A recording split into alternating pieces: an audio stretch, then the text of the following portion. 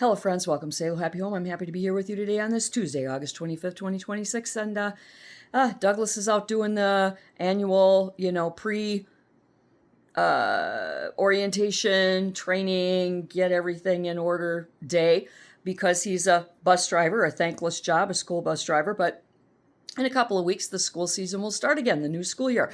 And they get all the bus drivers together for a day and throw some pizza at them and make them run around in the buses and make sure everybody's up to speed and they have everything that they need to start the school year right. And yesterday I put out a video about bees and butterflies. And if you were here on YouTube and you didn't see it, it might be stuck in the shorts videos because it was like under 3 minutes. And I hope you enjoyed it. And I'm thinking I might redo that video a little bit, maybe do another one to just keep my big fat mouth shut. And just maybe play some soft music in the background or let the nature sounds just carry you away. Because I'm just so proud of that garden. But that's not what I want to talk to you about today. What I want to talk to you about today is Abdul El-Sayed was interviewed by a guy named Jesse Watters last night. Now, Jesse Watters is a Fox News pundit. He has his own show in the evenings. It's one of those brief talk show things. And he is definitely an acquired taste. Jesse Watters is an acquired taste. He's very, very arrogant. He's not always well informed. And he doesn't always, handle the interviews well. And he does not like being put in his place or told that he's wrong. He will actually throw temper tantrums if you've ever seen him as a guest on The Five, which is a show on Fox. You can tell he does not like being wrong.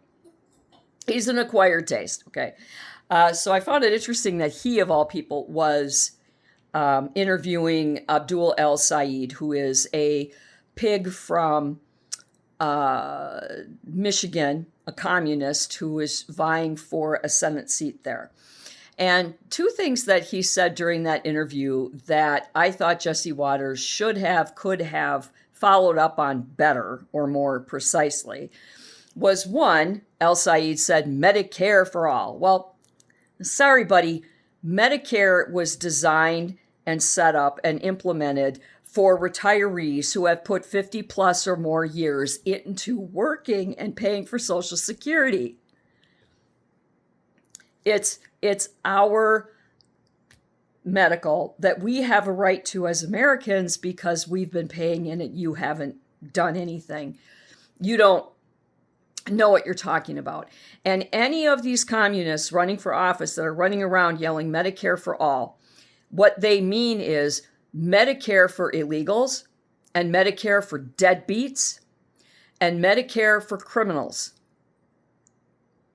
And the rest of us will be kicked to the curb and given whatever scraps are left over. So Medicare for all. And again, Jesse Watters, like all of these reporters and these pundits and these journalists, they never ask, what do you mean? Do you mean for everybody, including illegals and deadbeats and people that haven't earned it or can go out and earn their own money to pay for their own insurance? Are you saying that's who are you talking about when you say for all? And again, I've repeated myself before when I said the sky is purple with green polka dots. Does that make it so? No. Him saying Medicare for all, does that make it right? No. Has anybody asked him to outline in detail that program? The budgeting, the finances, how much your taxes are going to go up exponentially? There's a family in Canada. I saw a documentary about a family in Canada who was being forced to sell their home to pay the taxes that they were assessed to pay for the government medical, the free government medical. Their taxes are exhaustively high. And a married couple in Canada was in a documentary where they were having to sell their home just to pay the taxes that Canada was assessing them for this alleged free medical. Free means free. It doesn't mean free, but then you're going to pay $15,000 in taxes to get your free. Now, I'm no math genius. I'm not a Rhodes Scholar. I'm not any kind of financial professional. But when you are paying such exorbitant taxes to cover your free medical, to pay for your free medical, you have to sell your house. There's a problem with free medical. And that's what El Said means. Medicare for all, meaning free medical. It doesn't work. It does not work. It has never worked. These people are not getting the care. Their lifespan is less than ours. Their healthcare system is abhorrent. They're things that they should not be dying of. They're dying of. It's horrible. Look into these countries where they have universal health care or government-run health care. It's not free. And it doesn't work. It is a communist model that they are trying to implement here. Hillary Clinton tried to run us over with free health care many, many, many years ago, even when 2016, when she was running against Trump. And it didn't work, did it? Because people know better. And they know that privatized insurance, yeah, we got to get the cost of that insurance and medical bills under control. That's a different issue. But being able to choose whether we want our employer-sponsored insurance or go onto the marketplace and get our own, or not have insurance at all. It's the freedom of choice, and that's what we have here in America that these other countries don't. Even though some of them, I believe the UK specifically, requires that their citizens pay for, above and beyond their free health care, they have to pay for supplemental private insurance. So they're actually paying for both. So that was one thing that I was kind of disappointed that Jesse Watters didn't kind of really gnaw at him about. We really have to pick away. We can't just have, healthcare for all, and then leave it at that. We've got to get to the meat of this statement here. What do they mean? You got to hold them to the fire. Personally, burning them at the stake would be, holding them to the fire appropriately, but that's the same. And then he was ranting, El Said was ranting about the NFL is racist. Well, of course they are, you dumb fuck. Where have you been? The NFL, the NBA, the MLB, the NHL, WNBA, all of them have a history of racism, misogyny, homophobia. This goes ancient Incas, back to the end of the history, into ancient times, primitive humans. They had really grueling sporting events, or what we know now as sporting events and competitions. And they were life and death, and they were grueling, and they weren't for everybody. Not everybody can play football or basketball or baseball. And if you try out for football and you just don't cut it, it's not because of your skin color. It's not because of your gender. It's because you couldn't pass the tests. You couldn't pass. And besides, there are tens of thousands of people that work for the NFL. Not just the players on the field and the coaches on the sideline, but the support staff, the marketing staff, the promotional staff, the supervisory staff, the administrative staff, the stadium staffs, the medical staffs. And they're of all different colors, religions, ages. And I'm sure there are many transgenders working for the NFL. Just you have no guarantee, El Said, that there isn't a football player out there that's a fully transitioned woman into a man, and she passed the physical and she's out there working. Just because they're not advertising it, because they didn't call you up in Michigan and say, oh, El Said, by the way, I'm a trans and I'm playing football. So you think they don't, just because you don't know? You think just because you don't know? You just make assumptions because you don't know, you're uninformed? You don't know that. And any number of people working for the NFL that aren't on the field, they could be transgender, they could be gay. They don't ask it on an application. Are you transgender? Are you gay?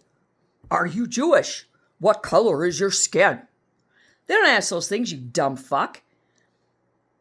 So to assume that they're racist, yes, we know there's a history of racism in every sport and every competition going back to the beginning of humanity. Because it is not based on genteel inclusion. That's not what sports are about. So if you don't like it, don't play it. Don't watch it. And I find it ironic because I don't think that Michigan even has their own football team. I mean, where the hell are you coming from, dipshit? You wouldn't know anything about football. So I thought that Jesse Waters dropped the ball. He could have asked more questions. He could have picked more at these things. He could have said, hey, well, yeah, we know it's nothing new. That's not a shocking landmark statement from Abdul El-Sayed that the NFL is racist. The NFL has been dealing with this in court and off and out of court, contractual and otherwise, since its inception. Now, he may accuse them of being racist and misogynistic because of all of the legal cases that we hear about, and we do see a lot of publicized cases of these football players who do end up in court. They do bad things. They overpopulate the world, and then they run off and don't pay their child support. They don't support their children financially or otherwise. They like to hit their girlfriends and their wives. They like to rape women, and they don't get away with it.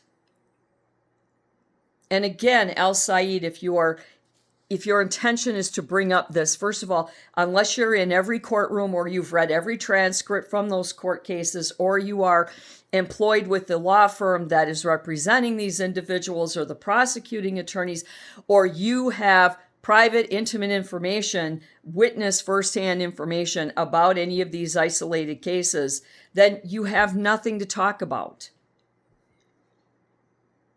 And what does the NFL have to do with him running for a Senate seat in Michigan anyway? Michigan's in so much trouble. I used to live in Michigan. I lived there for a number of years.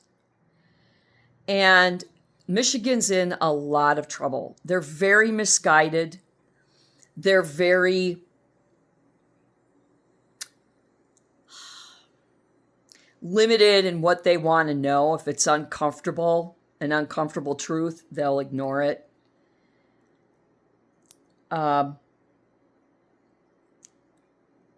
I think that El-Sayed needs to concern himself with things that are important to Michigan.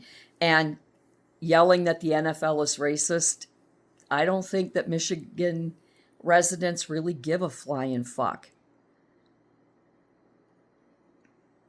And Medicare for all, well, let's see your budget. Let's see your budget plan. Let's see who you're going to steal from to cover the cost. And is it going to come out of your pocket too?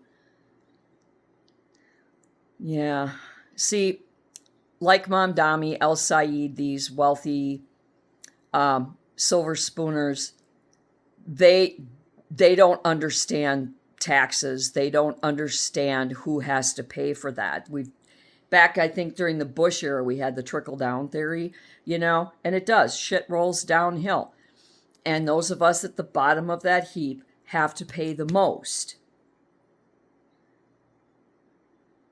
When you ratio the paychecks and how much comes out, we end up paying the most because those wealthy people have a lot of tax breaks and a lot of tax loopholes and a lot of things that they benefit from.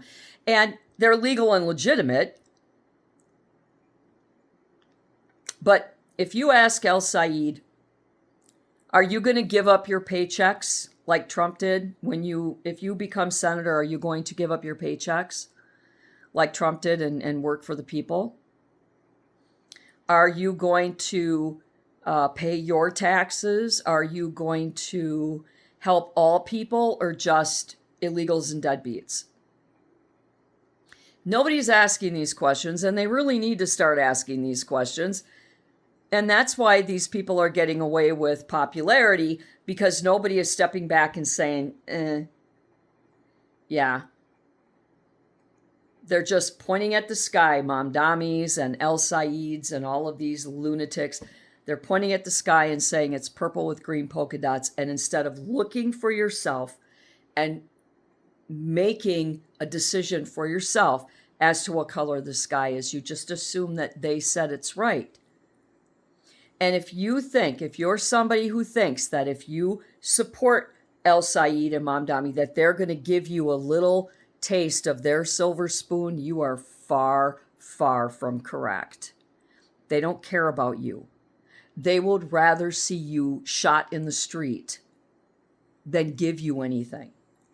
You have to be of their class. They're racists, because they will put people of their ethnicity, their religion, and their financial brackets ahead of you.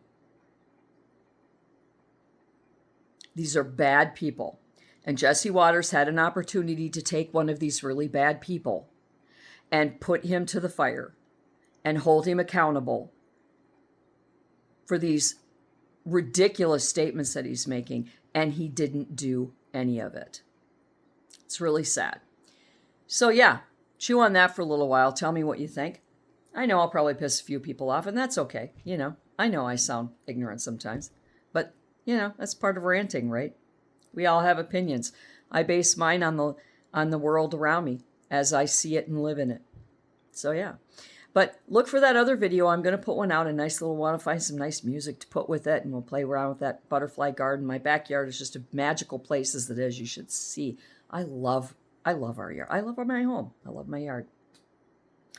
And so be looking for that. And until next time. And if there's any content, if you want me to rant about any particular subject matter at all, if there's something you want my opinion on, or you want to hear me talk about, just let me know. You can, what do they say? Leave it in the comments, hit the like button, subscribe, all that kind of YouTube channel speak. And until next time, do good and be good.